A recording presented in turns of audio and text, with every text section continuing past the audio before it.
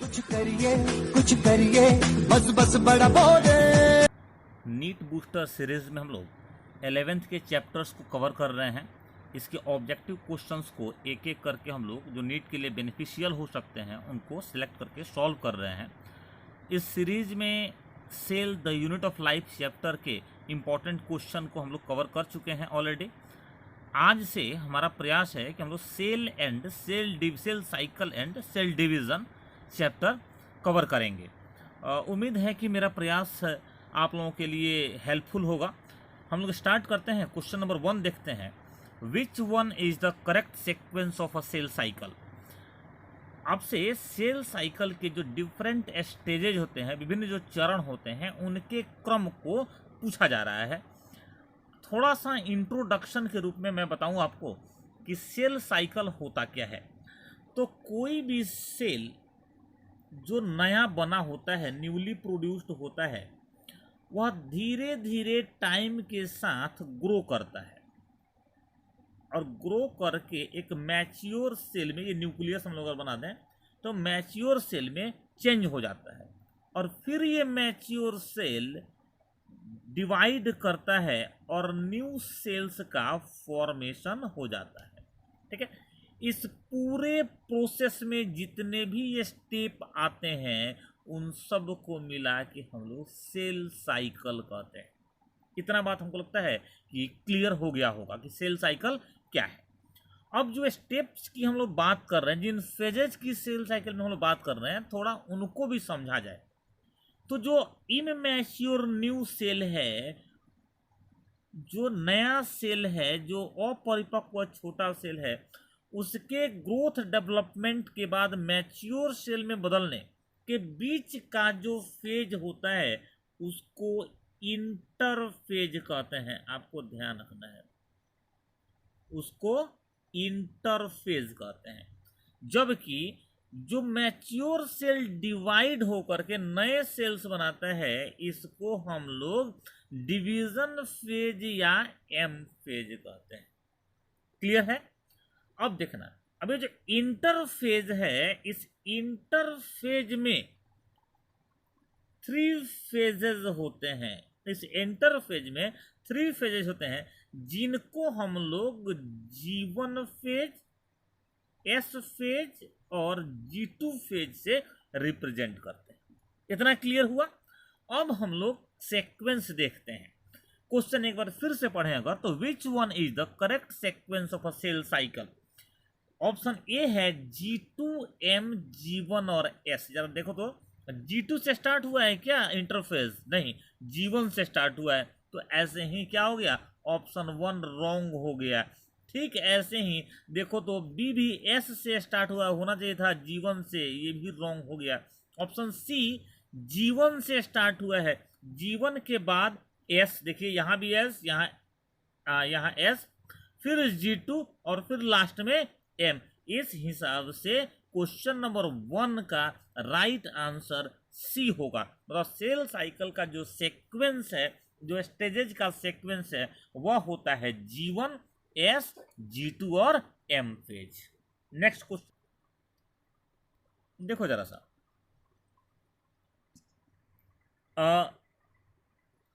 Question कह रहा है कि read the following statements about cell division and select the correct answer.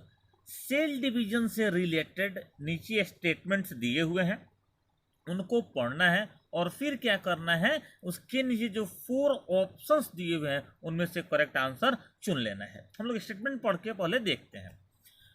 Statement 1 है, M phase represents the phase when actual cell division occurs and I phase represents the phase between 2 successive M phases. देखो M phase में अगर पिछला जो हम लोग जो question solve कर रहे थे उसमें सेल साइकिल के फेजेज को देखा था, तो यहाँ पे बोल रहा है कि M phase represent the phase when actual cell division. बिल्कुल सही बात है, सेल डिवीजन का जो फेज है उसी के लिए हम लोगों ने एम फेज कहा था, नहीं, या डिवीजन फेज कहा था। And I phase represent the phase between 2 M phase. I phase interphase को कहा था, ये 2 एम फेजेस के बीच में होता है। ये स्टेटमेंट करेक्ट है। सेकंड देखा जाए, in the 24 hours average duration of cell cycle of a human cell, cell division proper lasts for only about an hour। बोलता है कि ह्यूमन सेल्स जो होते हैं, ह्यूमन सेल्स, उनमें जनरली सेल साइकिल का total time, total duration 24 hours का होता है। मतलब कि अगर हम लोग देखें तो इंटरफेज और एम फेज में जितना टाइम लगता है, ये कितना लगता है, 24 आवर्स लगता है। ठीक है ना। तो इसी में कह रहा है कि cell division proper last for only about 1 hour. इसका मतलब कि इस 24 आवर्स के सेल साइकिल में जो डिवीजन फेज है, जो एम फेज है, उसमें सिर्फ 1 आवर लगते हैं। किसमें? तो ह्यूमन सेल साइकिल में। ये भी एक करेक्ट स्टेटमेंट है। आपको ध्यान रखना है कि ह्यूमन सेल साइकिल 24 आवर का होता है, लेकिन उसमें डिवीजन फेज सिर्फ 1 घंटे का ही होता है। ये भी स्टेटमेंट करेक्ट निकला। थर्ड देखते हैं, M phase constitutes more than 95% of the duration of cell cycle ना। अभी तो ऊपर वाले स्टेटमेंट को ये क्रॉस कर रहा है। हम लोग ऊपर बोले हैं कि 24 आवर में सिर्फ 1 आवर ही होता है क्या, एम फेज, और नीचे का जो स्टेटमेंट है वो उल्टा बोल रहा है कि एम फेज में 95% से ज़्यादा टाइम लग जाता है सेल साइकिल का। तो ये स्टेटमेंट रॉन्ग हो गया। अब हम लोग देखते हैं ऑप्शन। फर्स्ट ऑप्शन है 1 and 2 आर करेक्ट। देखो ना, 1 and 2 आर करेक्ट, तो बिल्कुल ये सही स्टेटमेंट निकल गया। ये ही इसका क्या हो जाएगा, आंसर। बाकी ऑप्शन को देखने का भी जरूरत अब नहीं है। चलिए नेक्स्ट क्वेश्चन में मूव करते हैं। During cell cycle RNA and protein synthesis takes. कहता है कि सेल साइकिल के किस फेज में आरएनए और प्रोटीन का सिंथेसिस होता है, किस फेज में आरएनए और प्रोटीन बनते हैं। नहीं तो अभी आप ध्यान रखिएगा कि एम फेज जो है, ये जो एम फेज है, इसमें तो सेल डिवीजन हो रहा है। आपको ध्यान रखना है कि इसमें आरएनए और प्रोटीन नहीं बनता है। जो एस फेज है, अब बताते हैं आपको कि इसमें डीएनए का सिंथेसिस होता है। आरएनए प्रोटीन सिंथेसिस का लेना देना नहीं है। साइटोकाइनेसिस साइटोप्लाज्म का डिवीजन है। नहीं तो बचा क्या बताओ, G1 फेज और G2 फेज। आपको याद करके रखना है कि सेल साइकिल में आरएनए और प्रोटीन सिंथेसिस G1 और G2 फेज में होता है। ऑप्शन होगा राइट कौन सा, ए। नेक्स्ट क्वेश्चन, क्वेश्चन नंबर 4 पे आते हैं हम लोग, देखते हैं। Karyokinesis differ from cytokinesis because it involves. कहता है कि कैरियोकाइनेसिस साइटोकाइनेसिस से अलग कैसे होता है, इसमें क्या होता है। तो पहले कैरियोकाइनेसिस और साइटोकाइनेसिस को समझो। हमने बताया कि सेल साइकिल के 2 फेजेस, बोलो कौन कौन सा, इंटरफेज और एम फेज। इंटरफेज में 3 फेजेस, बोलो कौन सा, G1 फेज, S फेज और G2 फेज। ऐसे ही इस M फेज में 2 फेजेज, आप बोलेंगे कौन सा, कैरियोकाइनेसिस एंड साइटोकाइनेसिस। क्लियर है। इस कैरियोकाइनेसिस में न्यूक्लियस का विभाजन होता है, न्यूक्लियर डिवीजन होता है, जबकि साइटोकाइनेसिस में साइटोप्लाज्म का विभाजन होता है, साइटोप्लाज्म का विभाजन होता है। अब चलो अब देखते हैं क्वेश्चन को। Karyokinesis differs from cytokinesis because it involves. Karyokinesis में होता क्या है, तो सीधा सीधा बोलेंगे कैरियोकाइनेसिस में न्यूक्लियस का विभाजन होता है। ऑप्शन सी पे आ जाओ सीधे, डिवीजन ऑफ न्यूक्लियस लिखा हुआ है। आंसर क्या हो जाएगा, सी। ध्यान रखना है, कैरियोकाइनेसिस साइटोप्लाज्म का डिवीजन, सॉरी कैरियोकाइनेसिस न्यूक्लियस का डिवीजन और साइटोकाइनेसिस साइटोप्लाज्म का डिवीजन। नेक्स्ट क्वेश्चन पे मूव करते हैं। देखो, human cell in culture, question number 5 है, human cells in culture show a cell cycle to be completed in approximately. कहता है कि ह्यूमन सेल को अगर कल्चर कराएं हम लोग तो कितने टाइम में क्या हो जाएगा, उसका सेल साइकिल पूरा हो जाएगा। मतलब क्या हो जाएगा, सेल का नंबर डबल हो जाएगा। अभी ना पिछले क्वेश्चन में बताया है कि ह्यूमन सेल का जो सेल साइकिल होता है वो अप्रोक्सीमेटली 24 आवर्स का होता है। तो ये एक फैक्चुअल क्वेश्चन है जो आपको दिमाग में रखना है। Human as correct for G0 stage?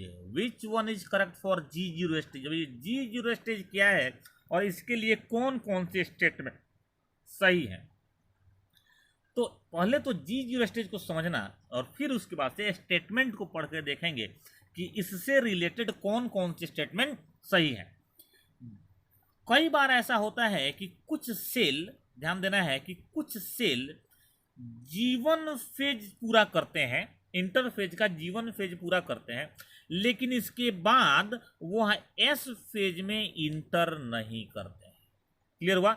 जीवन फेज कंप्लीट करते हैं लेकिन एस फेज में प्रवेश नहीं करते हैं। वो सीधे ही जीवन फेज के बाद से ना एस फेज में जाएगा और ना ही तब फिर G2 फेज में जाएगा और ना ही तब फिर इसका डिवीजन होगा, मतलब एम फेज में नहीं होगा। कुछ सेल क्या होते हैं, सीधे सीधे एक रेस्टिंग फेज में चले जाते हैं जीवन फेज के बाद, जिसको हम लोग G0 फेज बोलते हैं। क्लियर हुआ ये? अब पढ़ते हैं statement. It is a quotient stage, बिल्कुल सही है। यह क्या है? एक क्वोशंट स्टेज है, एक सुसुप्तावस्था है। In this phase cell cycle is stop. यहाँ देखो ना, सेल साइकिल तो इधर न चल रहा था, तो G0 फेज जैसे आया जीवन फेज के बाद तो सेल साइकिल क्या हो गया? स्टॉप हो गया। तो ये भी राइट है। G0 sales do not grow और प्रोलिफरेट बट मेटाबॉलिकली एक्टिव। कहता है कि G0 स्टेज में जो सेल हैं अब तो ये अपने नंबर को नहीं बढ़ाएंगे, नहीं, लेकिन क्या है, ये एक्टिव रहेंगे। कई बार क्या होता है कि ये सेल डिवाइड करते हैं, नहीं, जब इनको स्टिमुलस मिलता है तो जिसको नेक्स्ट स्टेटमेंट में लिख भी दिया गया है। स्टेटमेंट 4 कह रहा है कि G0 cells can divide in response to some stimulus.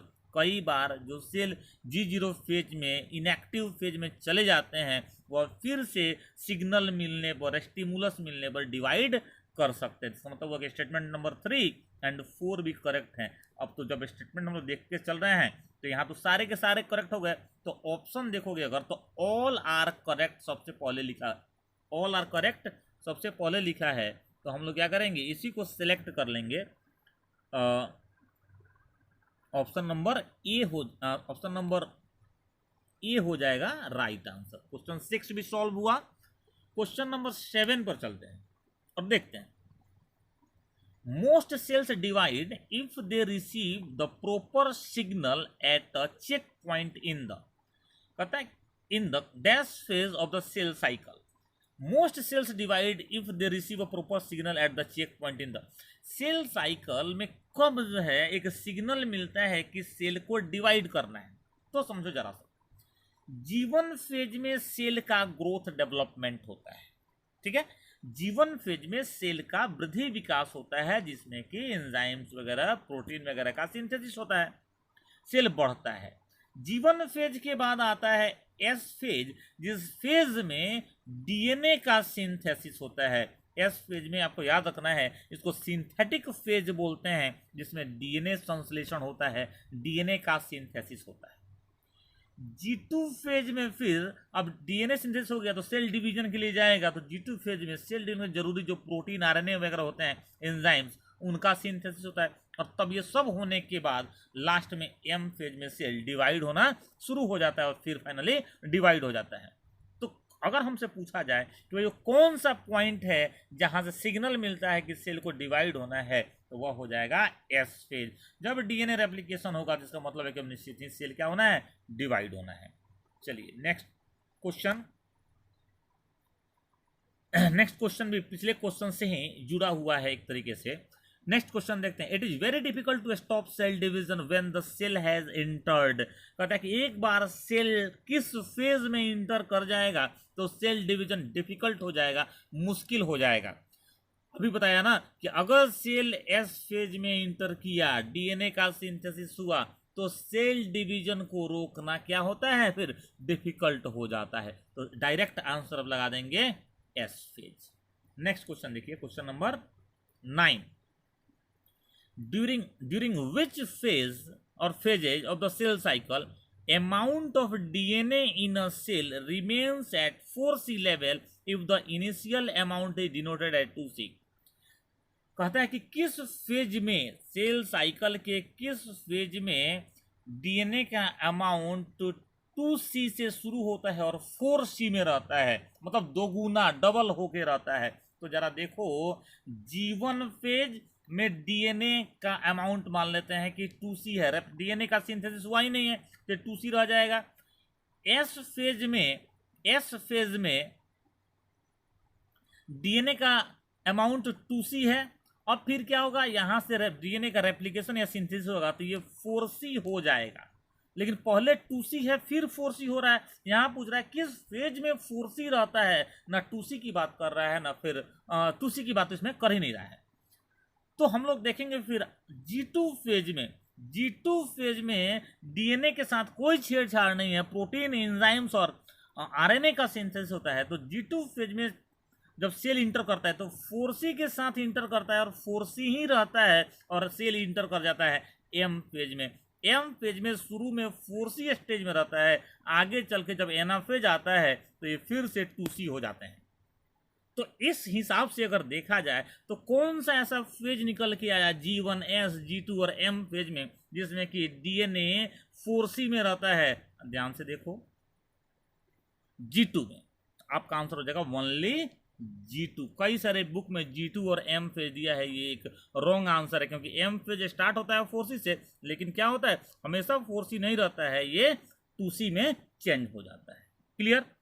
Last question इसका हम लोग आज देख रहे हैं, क्वेश्चन नंबर 10 है, synthesis of histone protein occurs in.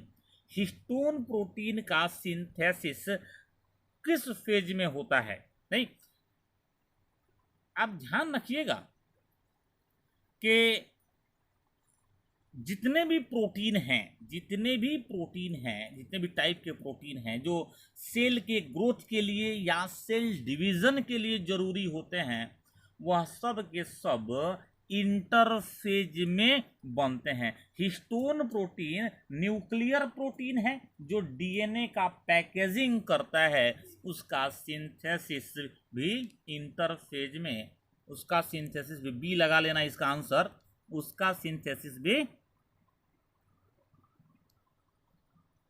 Interphase में होता है। क्लियर हो गया ये?